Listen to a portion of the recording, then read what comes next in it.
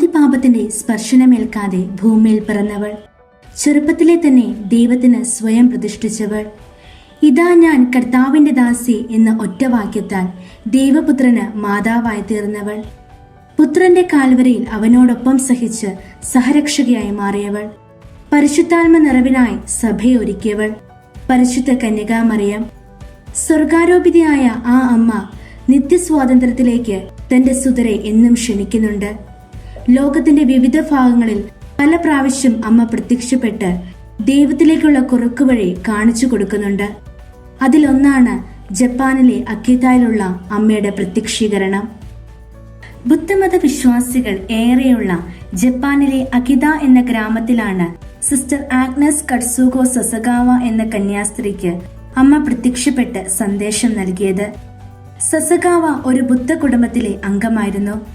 ചെറുപ്പം മുതലേ നിരവധി പീഡനങ്ങൾ അവരെ അലട്ടിയിരുന്നു. അപ്പൻഡിക്സ് ഓപ്പറേഷൻ നടത്തിയപ്പോൾ ഉണ്ടായ ഒരു വീഴ്ചയെ തുടർന്ന് അവൾ ഏറെ നാൾ നിശ്ചലയായി കിടന്നു. അക്കിതായിലെ കന്യാസ്ത്രീകളുടെ സംരക്ഷണത്തിന് കീഴിലായിരുന്ന സസഗാവ ലൂർദിലെ വെള്ളം കുടിച്ചതിനെ തുടർന്നുണ്ടായ അത്ഭുത രോഗസൗഖ്യത്തെ തുടർന്ന് ക്രിസ്തുവിലേക്കും അവിടുത്തെ അമ്മയായ മറിയത്തിലേക്കും ആകർഷിക്കപ്പെട്ടു. ജപ്പാനിലെ അകിത പ്രവിശ്യയിലെ യുസവാണ്ടി എന്ന സ്ഥലത്തെ ദിവ്യകാരുണ്യത്തിന്റെ പരിചാരകമാർ എന്ന സഭയുടെ മഠത്തിലായിരുന്നു സസഗാവ ജീവിച്ചിരുന്നത്. 1973 പരിശുദ്ധ അമ്മ സസഗാവയ്ക്ക് ആദ്യമായി പ്രത്യക്ഷപ്പെടുന്നത്.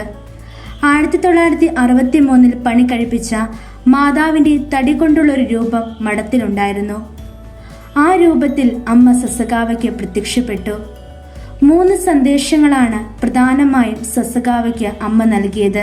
ആദ്യ സന്ദർശനത്തിൽ അമ്മ ദിവ്യകാരുണ്യ പരിചാരകന്മാരുടെ പ്രാർത്ഥന നിരന്തരം ചൊല്ലുവാനും അതുവഴി അവളുടെ ബധിരത മാറുമെന്നും അറിയിച്ചു. പാപപരിഹാര പ്രവൃത്തികളും കൊന്തയും തീക്ഷ്ണതയോടെ ചൊല്ലുവാനും അമ്മ നിർദ്ദേശിച്ചു. രണ്ടാമത്തെ സന്ദേശത്തിൽ അമ്മ ഈ ലോകത്തെ അനേക മനുഷ്യർ കർത്താവിനെ പീഡിപ്പിക്കുന്നതിനെ കുറിച്ചാണ് പറഞ്ഞത്. സ്വർഗീയ പിതാവിന്റെ കോപം മയപ്പെടുത്താൻ ആത്മാക്കൾ ഈശോയെ ആശ്വസിപ്പിക്കണമെന്നും അമ്മ ആഗ്രഹിക്കുന്നുവെന്ന് അറിയിച്ചു. മൂന്നാമത്തെ സന്ദർശനത്തിൽ അമ്മ മുന്നറിയിപ്പ് നൽകി പറഞ്ഞു, സഭയെയും പുരോഹിതരെയും വഴിതെറ്റിക്കുന്ന പിശാചിന്റെ പ്രവർത്തനങ്ങളും പാഷണ്ഡതകളും വരും കാലങ്ങളിൽ ഉണ്ടാവുമെന്ന്. സസഗാവയ്ക്ക് പ്രത്യക്ഷപ്പെട്ട മാതാവിന്റെ ഈ രൂപം 1973-75 കാലഘട്ടങ്ങളിൽ 101 തവണ കരഞ്ഞതായി അവിടെയുള്ള കന്യാസ്ത്രീകളും സസഗാവ തന്നെയും സാക്ഷ്യപ്പെടുത്തുന്നു. മാതാവിന്റെ വലത് കൈയിൽ നിന്ന് ഒരു ദ്രാവകം ഒഴുകുന്നതായും സിസ്റ്റേഴ്സ് സാക്ഷ്യപ്പെടുത്തി. 1975 നൈഗാറ്റിയയിലെ ആർച്ച് ബിഷപ്പ് ഈ ദർശനത്തിന്റെ ഔദ്യോഗിക വിശദീകരണത്തിനും പഠനത്തിനുമായി CDF കമ്മീഷനെ നിയോഗിച്ചെങ്കിലും അനുകൂലമോ പ്രതികൂലമോ ആയ ഒരു പ്രതികരണവും ഉണ്ടായില്ല. ആയതിനാൽ ഈ സ്ഥലം ഒരു തീർത്ഥാടന കേന്ദ്രമായി പിതാവ് തന്നെ പ്രഖ്യാപിച്ചു. ഇന്നും ഇവിടെ വിശ്വാസികളുടെ തിരക്കാണ്. എല്ലാ കാലത്തും അമ്മ തന്റെ സുതരെ അനുരഞ്ജനത്തിലേക്ക് ക്ഷണിക്കുന്നുണ്ട്.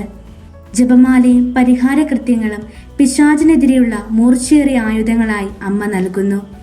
അമ്മയോടൊപ്പം നടന്ന് നമുക്ക് നമ്മുടെ സ്വർഗീയ യാത്ര മനോഹരമാക്കാം.